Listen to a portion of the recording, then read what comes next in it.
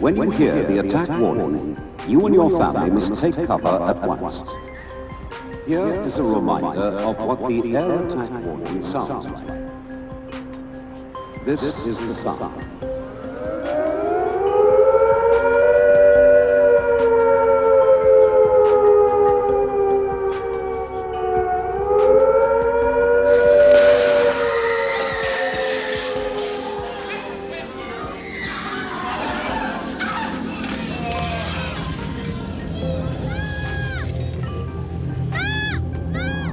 No one can tell where the safest place will be. In 1982, a secret Home Office exercise tested the UK's capacity to rebuild after a massive nuclear attack. More than 300 megatons of nuclear bombs are detonated over Britain over a 16-hour period. Many cities are flattened, millions are dead, and millions more have survived, but are now suffering the effects of radiation sickness. But this was just a war game designed to test UK officials on how they'd react during the first 6 months after a nuclear attack and the beginning of World War III. Officials imagined what would happen after the bombs had dropped. They knew the most likely targets in the area and predicted how the damage would affect the country. At the epicentre of these bombs, the damage would be unimaginable, and it is said that every window in the UK would be broken.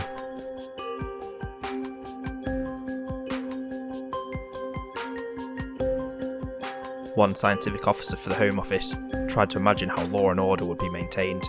It was envisaged that the police would be overwhelmed, helping people in the worst damaged areas, and they suggested that another group could be recruited to help keep order.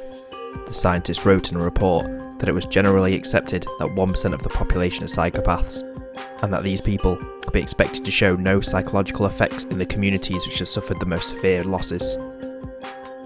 They also suggested that the psychopaths would be very good in crisis, as they have no feelings for others, no moral code, and tend to be very intelligent and logical, and that this group of people could be recruited to make the difficult decisions necessary to maintain public order.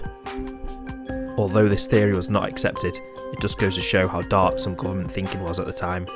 So who was involved in playing this war game?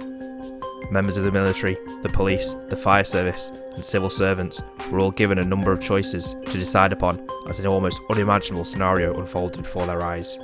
But things were not going well. Out of 5 bunkers in the Midlands, only 1 in Derbyshire still remained functional.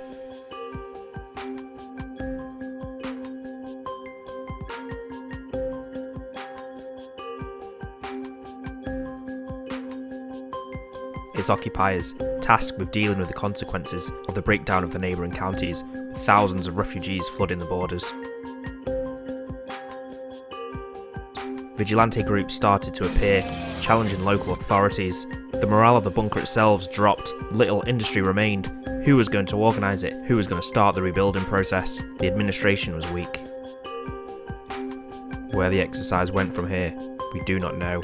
But what we do know is that it highlighted some serious flaws in the planning and preparation system that Britain currently had, and that no amount of planning could truly prepare a country for a nuclear war.